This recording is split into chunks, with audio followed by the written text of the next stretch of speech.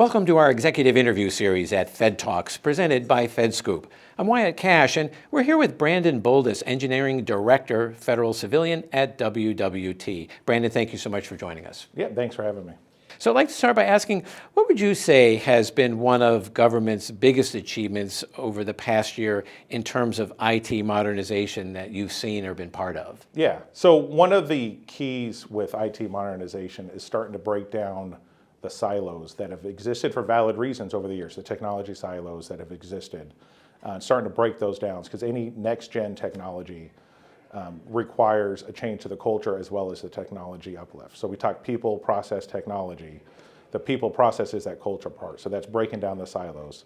And so what we've seen is a lot of the agencies have embraced that or starting to embrace that, a start of that journey, specifically with data, getting to a place where they're cleaning up their data, understanding where their data is, getting more data integrity with it, data security around it, to get to a place where they can start making more data-driven decisions while modernizing the holistic portfolio.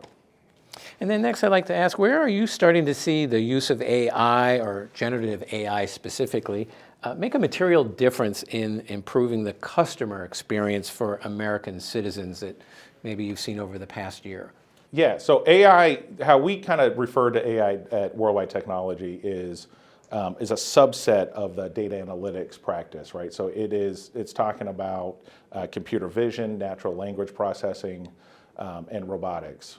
And so with the robot aspect of things, there's your autonomous roboting that are just performing complex tasks. There's learning robots that are able to take those models, learn from them, adapt to it, adaptive robots, as that's leading to the path of generative.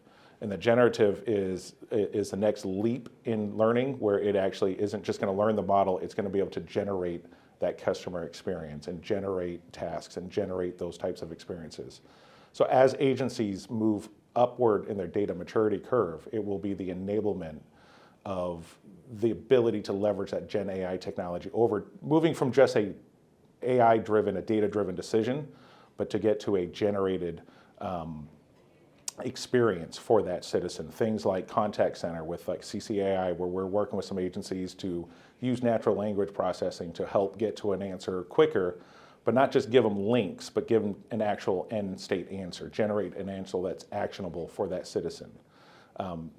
Task bots that are going to come out of that, they're going to actually generate that and go and fulfill a function for a period of time and do that.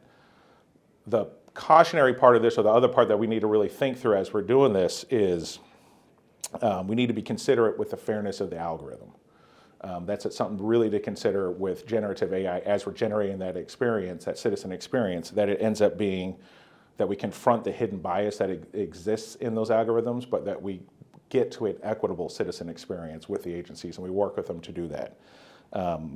That requires obviously a purposeful approach with data security, with data integrity, to increase the confidence of the data. So all those things kind of combined, and where the agencies are leaning in more with industry solution providers to kind of help figure that out from that standpoint. On a super side note for me as a technologist, this is a really, really exciting period to be not just in IT, but in federal IT, because of the more openness to a partnership. But this leap in technology with generative AI allows us to be pioneers and stuff that in the past we've just kind of been doers, to actually solve mission outcomes, to solve business things, but overall to help create that equitable citizen experience. Some great points, thank you. Well, Brandon Bulldis, thank you so much for taking time out of your schedule here at FedTalks to share some of your insights on IT modernization and AI in the federal government. Thank you so much.